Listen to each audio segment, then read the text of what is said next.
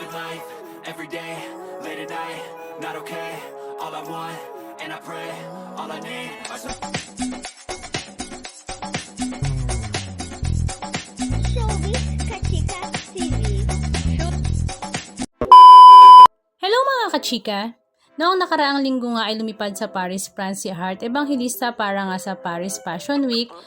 At syempre alam naman nating lahat na kapag nga si Heart ay rumampa sa Paris ay talaga namang iba't ibang brands ang kanyang inirarampa at talaga namang pinagkakaguluhan nga siya ng mga netizens at ng mga paparazzi.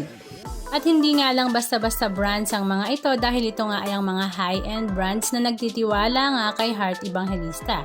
At hindi nga lang ito basta pagtitiwala dahil trinabaho rin naman ni Heart kung bakit nga siya kilala ngayon sa mundo ng fashion at ng mga fashion events ng iba't ibang designers. Kaya naman naging usap-usapan nga sa social media ang pananabotahe nga kay Heart lately dahil sa tuwing nag-a-upload nga siya ng kanyang reels ay lagi itong unavailable or lumalabas na try again later na talaga namang inalmahan nga din ng kanyang mga fans. Karamihan nga daw sa mga netizens ay nagdi-DM sa kanya at pinapaalam ang ganitong insidente. Kaya naman, sa kanyang social media account ay ibinahagi nga niya ang kanyang saloobin patungkol dito. At sinabi na nga niya na wag na nga lang daw pansinin dahil the more na mag-react ay the more na lumalaki ang issue. At the same time ay hindi naman na daw siya about sa number of views or number of subscriber na meron siya dahil ang totoo ay ini-enjoy nga daw niya ang kanyang trabaho. At higit sa lahat ay wala naman daw siyang inaapakan na ibang tao.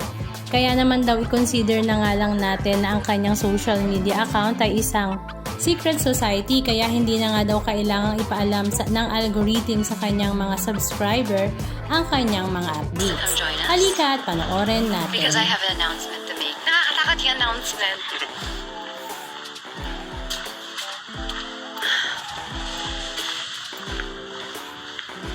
Welcome to Paris. Good morning, people of the world. I'm just waiting. Good afternoon pala sa inyo dyan. Let's just wait for everybody to come in.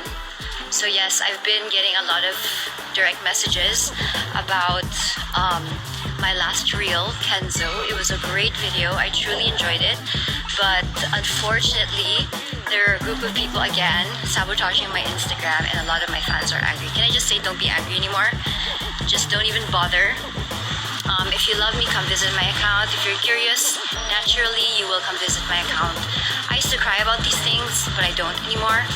Because I remember before, I would cry because I would, of course, numbers and all of that would matter.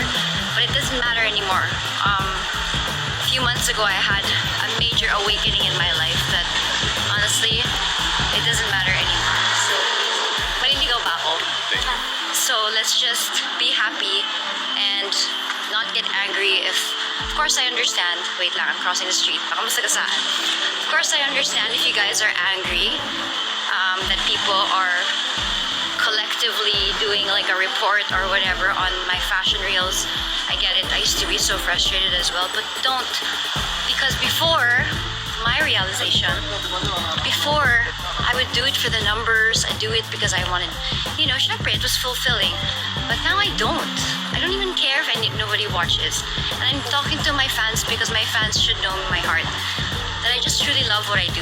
In fact, yes, it is a living, it's what I do. But it's not only what I do. And when I used to be so stressed about it, I didn't like it anymore. I didn't want to go to Fashion Week because I was stressed about it. But I love it so much. Tsaka isang ubo ko lang no, nagagastos ko din yung kinikita ko. So, hindi din siya for a living. It's just really what I enjoy. So, nakayang ma-stress because I enjoy it. And I don't care anymore if they report my account. So, thank you for all of your, DMs, warning me. I did put it out on my stories just to, put it out there. But it's okay. We're fine. We're living. Atong siya nga. We're living. So, yan na. Okay? Just happiness, it's fun. We do it for the soul. We don't do it because we have to paaklaban all the time. It's not like that. It's a life that you're living. Diba? Hindi natin kailangan humagard.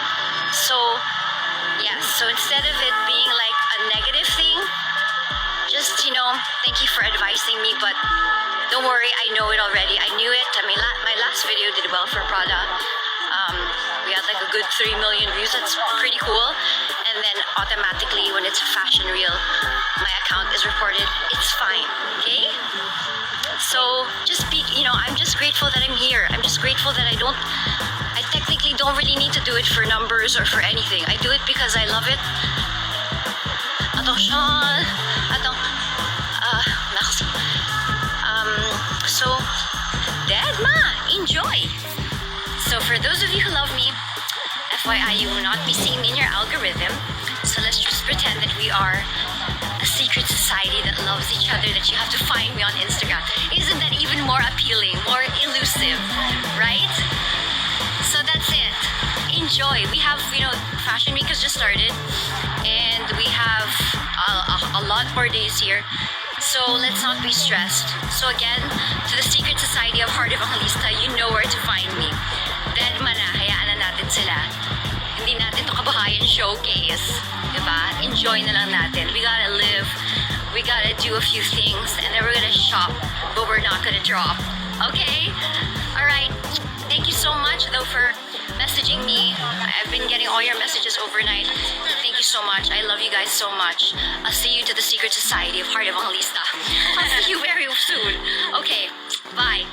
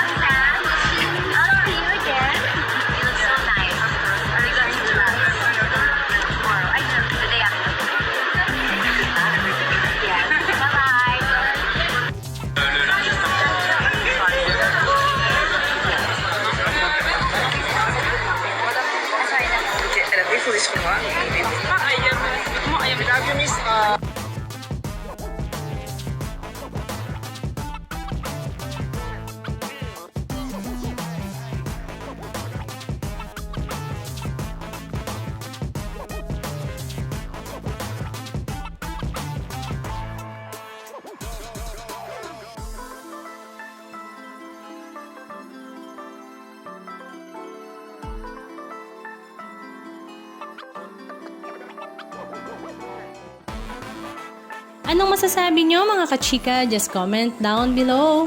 And please don't forget to subscribe. Thank you!